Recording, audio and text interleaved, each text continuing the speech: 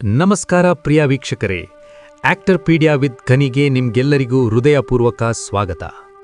ಕನ್ನಡ ಸಿನಿಮಾದಲ್ಲಿ ಒಂದು ಗರ್ಜನೆ ಇದೆ. ಆ ಗರ್ಜನೆ ಹೆಸರು ಮಾತ್ರವಲ್ಲ, ಅದು ಒಂದು ಶಕ್ತಿ. ಅದು ಯಾರು ಅಂತ ನಿಮ್ಗೆಲ್ಲ ಇವಾಗಲೇ ಗೊತ್ತಾಗಿರ್ಬೇಕಲ್ವಾ? ಬನ್ನಿ ನೋಡೋಣ. ಇದು ಒಬ್ಬ ನಟನ ಕಥೆಯಲ್ಲ, ಇದು ಕಷ್ಟದಿಂದ ಕಟ್ಟಿದ ಕನಸಿನ ಕತೆ. ಇಂದು ನಾವು ಕೇಳೋದು ಅವರೇ, ಡಾಕ್ಟರ್ ವಿಷ್ಣುವರ್ಧನ್, ಸಾಹಸ ಸಿಂಹ ಅವರ ಜೀವನ ಕತೆ. ಡಾಕ್ಟರ್ ವಿಷ್ಣುವರ್ಧನ್ ರವರ ಜನನ ಮತ್ತು ಬಾಲ್ಯ ಜೀವನ ಹೇಗಿತ್ತು ಅಂತ ಮೊದಲು ತಿಳಿದುಕೊಳ್ಳೋಣ. ಸೆಪ್ಟೆಂಬರ್ 18, 1950 ಕರ್ನಾಟಕದ ಮೈಸೂರು ಜಿಲ್ಲೆಯ ಒಂದು ಸಾಮಾನ್ಯ ಕುಟುಂಬದಲ್ಲಿ ಒಬ್ಬ ಹುಡುಗ ಜನಿಸಿದರು. ಅವರ ಮೊದಲು ಹೆಸರು ಇದ್ದಿದ್ದು ನಾಗರಾಜ್. ಆದರೆ ಆ ದಿನ ಯಾರಿಗೂ ಗೊತ್ತಿರಲಿಲ್ಲ, ನಾಗರಾಜ್ ಅವರು ಮುಂದೊಂದು ದಿನ ಕನ್ನಡ ಚಿತ್ರರಂಗದ ಶಕ್ತಿಯಾಗುತ್ತಾರೆ ಎಂದು. ಡಾಕ್ಟರ್ ವಿಷ್ಣುವರ್ಧನ್ ರವರ ಬಾಲ್ಯ ಸುಲಭವಾಗಿರಲಿಲ್ಲ, ಐಷಾರಾಮಿ ಜೀವನವಾಗಿರಲಿಲ್ಲ. ಆದರೆ ಒಂದು ದೊಡ್ಡ ಗುಣ ಇತ್ತು, ಎಂದ್ರೆ ಎಂದಿಗೂ ಹಿಂಜರಿಯದ ಮನಸ್ಸು. ಅದೇ ಮನಸ್ಸು ಮುಂದೆ ಸಾಹಸ ಸಿಂಹನನ್ನೇ ಹುಟ್ಟಿಸಿತು. ಡಾಕ್ಟರ್ ವಿಷ್ಣುವರ್ಧನ್ ಅವರ ಶಿಕ್ಷಣ ಮತ್ತು ನಟನೆಯ ಆಸಕ್ತಿ ಹೇಗಿತ್ತು ಎಂದ್ರೆ, ಶಾಲಾ ದಿನಗಳಿಂದಲೇ ಅವರ ಮೊದಲು ಹೆಸರು ನಾಗರಾಜ್ ಅವರಿಗೆ ನಾಟಕ, ಅಭಿನಯದ ಮೇಲೆ ಅಪಾರ ಆಸಕ್ತಿ ಇತ್ತು. ಡಾಕ್ಟರ್ ವಿಷ್ಣುವರ್ಧನ್ ಅವರು ವೇದಿಕೆ ಮೇಲೆ ನಿಂತಾಗ ಅವರ ಕಣ್ಣುಗಳಲ್ಲಿ ಒಂದು ವಿಭಿನ್ನ ಕಂಗೊಳಿತ್ತು. ಅದು ಹೆಸರು, ಹಣ, ಫೇಮ್ಗಾಗಿಯಲ್ಲ, ಎಂದ್ರೆ ತನ್ನನ್ನು ಸಾಬೀತುಪಡಿಸಿಕೊಳ್ಳಬೇಕೆಂಬ ಹಠ ಮತ್ತು ಛಲ ಇತ್ತು. ಈ ಹಠವೇ ಅವರನ್ನು ಚಿತ್ರರಂಗದ ದಾರಿಗೆ ತಂದಿತು. ಡಾಕ್ಟರ್ ವಿಷ್ಣುವರ್ಧನ್ ಅವರು ಸಿನಿಮಾ ಪ್ರವೇಶ ಮಾಡಿದ ಮೊದಲ ಚಲನಚಿತ್ರ ನಾಗರಾವು 1972ರಲ್ಲಿ. ಆ ಒಂದು ಮೊದಲ ಸಿನಿಮಾವೇ ಅದ್ಭುತ ಯಶಸ್ಸು ಮತ್ತು ಅಭಿಮಾನಿಗಳನ್ನು ಗಳಿಸೋಕೆ ಸಾಧ್ಯ ಆಯಿತು. ಆ ಸಿನಿಮಾ ನೋಡಿದ ಜನ ಹೇಳಿದ್ದು ಒಂದೇ ಮಾತು, ಎಂದ್ರೆ ಈ ಹುಡುಗನಲ್ಲೇ ಏನೋ ಇದೆ ಎಂದು. ಅದೇ ದಿನ ನಾಗರಾಜ್ ಎಂಬ ಹೆಸರಿನಿಂದ ವಿಷ್ಣುವರ್ಧನ್ ಆಗಿದರು ಮತ್ತು ಕನ್ನಡ ಚಿತ್ರರಂಗಕ್ಕೆ ಒಬ್ಬ ಹೊಸ ಶಕ್ತಿ ಸಿಕ್ಕಿತು. ಡಾಕ್ಟರ್ ವಿಷ್ಣುವರ್ಧನ್ ಅವರು ಸಾಹಸ ಸಿಂಹನ ಉದಯ ಹೇಗಿತ್ತು ಎಂದ್ರೆ, ಇಂದು ನಾವು ಕೇಳೋದು ಡಾಕ್ಟರ್ ವಿಷ್ಣುವರ್ಧನ್, ಸಾಹಸ ಸಿಂಹ ಅವರ ಜೀವನ ಕತೆ.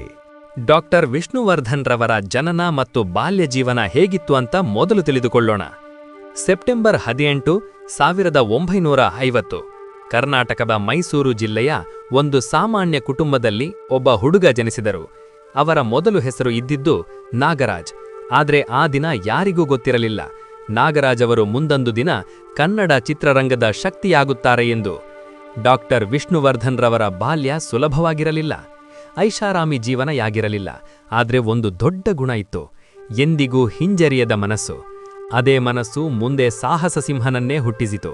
ಡಾಕ್ಟರ್ ವಿಷ್ಣುವರ್ಧನ್ ರವರ ಶಿಕ್ಷಣ ಮತ್ತು ನಟನೆಯ ಆಸಕ್ತಿ ಹೇಗಿತ್ತು ಎಂದರೆ, ಶಾಲಾ ದಿನಗಳಿಂದಲೇ ಅವರ ಮೊದಲು ಹೆಸರು ನಾಗರಾಜ್ ಅವರಿಗೆ ನಾಟಕ, ಅಭಿನಯದ ಮೇಲೆ ಅಪಾರ ಆಸಕ್ತಿ ಇತ್ತು. ಡಾಕ್ಟರ್ ವಿಷ್ಣುವರ್ಧನ್ ಅವರು ವೇದಿಕೆ ಮೇಲೆ ನಿಂತಾಗ ಅವರ ಕಣ್ಣುಗಳಲ್ಲಿ ಒಂದು ವಿಭಿನ್ನ ಕಂಗೊಳಿತ್ತು. ಅದು ಹೆಸರು, ಹಣ, ಫೇಮ್ಗಾಗಿಯಲ್ಲ, ತನ್ನನ್ನು ಸಾಬೀತುಪಡಿಸಿಕೊಳ್ಳಬೇಕೆಂಬ ಹಠ ಮತ್ತು ಛಲ ಇತ್ತು. ಈ ಹಠವೇ ಅವರನ್ನು ಚಿತ್ರರಂಗದ ದಾರಿಗೆ ತಂದಿತು. ಡಾಕ್ಟರ್ ವಿಷ್ಣುವರ್ಧನ್ ಅವರು ಸಿನಿಮಾ ಪ್ರವೇಶ ಮಾಡಿದ ಮೊದಲ ಚಲನಚಿತ್ರ ನಾಗರಾವು 1972ರಲ್ಲಿ. ಆ ಒಂದು ಮೊದಲ ಸಿನಿಮಾವೇ ಅದ್ಭುತ ಯಶಸ್ಸು ಮತ್ತು ಅಭಿಮಾನಿಗಳನ್ನು ಗಳಿಸೋಕೆ ಸಾಧ್ಯವಾಯಿತು. ಆ ಸಿನಿಮಾ ನೋಡಿದ ಜನ ಹೇಳಿದ್ದು ಒಂದೇ ಮಾತು, ಈ ಹುಡುಗನಲ್ಲೇ ಏನೋ ಇದೆ ಅಂದು. ಅದೇ ದಿನ ನಾಗರಾಜ್ ಎಂಬ ಹೆಸರಿನಿಂದ ವಿಷ್ಣುವರ್ಧನ್ ಆಗಿದ್ದರು ಮತ್ತು ಕನ್ನಡ ಚಿತ್ರರಂಗಕ್ಕೆ ಒಬ್ಬ ಹೊಸ ಶಕ್ತಿ ಸಿಕ್ಕಿತು. ಡಾಕ್ಟರ್ ವಿಷ್ಣುವರ್ಧನ್ ಅವರು ಸಾಹಸ ಸಿಂಹನ ಉದಯ ಹೇಗಿತ್ತು ಎಂದರೆ, ಆಕ್ಷನ್ ಪಾತ್ರಗಳು, ಭಾವನಾತ್ಮಕ ಪಾತ್ರಗಳು, ಸಾಮಾಜಿಕ ಸಂದೇಶದ ಪಾತ್ರಗಳು, ಇನ್ನು ಮುಂತಾದ ಪಾತ್ರಗಳು ಮಾಡಿದ್ದರು. ಡಾಕ್ಟರ್ ವಿಷ್ಣುವರ್ಧನ್ ಅವರು ಎಲ್ಲವನ್ನೂ ಮಾಡಿದರು, ಆದರೆ ಒಂದೇ ರೀತಿಯಲ್ಲ. ಪ್ರತಿ ಪಾತ್ರದಲ್ಲೂ ಅವರು ತಮ್ಮ ಆತ್ಮವನ್ನೇ ಇಟ್ಟರು. ಜನರು ಕೇವಲ ನಟನನ್ನು ನೋಡಲಿಲ್ಲ, ತಮ್ಮ ಪ್ರತಿಬಿಂಬವನ್ನು ನೋಡಿದರು. ಅದರಲ್ಲೇ ಸಾಹಸ ಸಿಂಹ ಅನ್ನೋ ಹೆಸರು ಹುಟ್ಟಿತು. ಡಾಕ್ಟರ್ ವಿಷ್ಣುವರ್ಧನ್ ಅವರ ಕಷ್ಟಗಳು ಮತ್ತು ಹೋರಾಟ ಹೇಗಿತ್ತು ಎಂದರೆ, ಯಶಸ್ಸು ಬಂದರೂ ಜೀವನ ಸರಳವಾಗಿರಲಿಲ್ಲ. ಹಾಗಾಗಿ ಆರೋಗ್ಯ ಸಮಸ್ಯೆಗಳು ಕಾಣಿಸಿಕೊಂಡವು, ವೈಯಕ್ತಿಕ ಒತ್ತಡಗಳು ಶುರುವಾಯಿತು, ಕೆಲವೊಮ್ಮೆ ವಿಮರ್ಶೆಗಳು ಹೇಳಿ ಬಂತು. ಆದರೆ ವಿಷ್ಣುವರ್ಧನ್ ರವರು ಎಂದಿಗೂ ಕುಗ್ಗಲಿಲ್ಲ. ಪ್ರತಿ ಪತನದ ನಂತರ ಡಾಕ್ಟರ್ ವಿಷ್ಣುವರ್ಧನ್ ಅವರು ಇನ್ನಷ್ಟು ಬಲವಾಗಿ ಎದ್ದು ನಿಂತರು. ಇದಲ್ಲವೇ ನಿಜವಾದ ಹೀರೋ? ಡಾಕ್ಟರ್ ವಿಷ್ಣುವರ್ಧನ್ ರವರ ಕುಟುಂಬ ಮತ್ತು ವ್ಯಕ್ತಿತ್ವ ಬಗ್ಗೆ ತಿಳಿದುಕೊಳ್ಳೋಣ.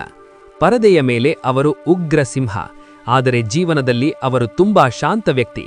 ನಟಿ ಭಾರತಿಯವರೊಂದಿಗೆ ವಿವಾಹ ಮಾಡಿಕೊಂಡರು. ನಟಿ ಭಾರತಿಯವರು ಕುಟುಂಬಕ್ಕೆ ಅಪಾರ ಪ್ರೀತಿಯನ್ನು ತಂದುಕೊಟ್ಟರು. ಅವರಿಗೆ ಅಹಂಕಾರ ಇಲ್ಲ, ಅತಿಲೇಕ ಇರಲಿಲ್ಲ, ಅತ್ಯುತ್ತಮ ವ್ಯಕ್ತಿಯಾಗಿದ್ದರು. ಡಾಕ್ಟರ್ ವಿಷ್ಣುವರ್ಧನ್ ಅವರು ಸಿಂಹದಂತೆ ಗರ್ಜನೆಯಿತ್ತು, ಆದರೆ ಮನುಷ್ಯನಂತೆ ಸರಳತೆ ಇತ್ತು. ಡಾಕ್ಟರ್ ವಿಷ್ಣುವರ್ಧನ್ರವರ ಸಾಧನೆಗಳು ಮತ್ತು ಗೌರವ ಪ್ರಶಸ್ತಿಗಳ ಬಗ್ಗೆ ತಿಳಿದುಕೊಳ್ಳೋಣ.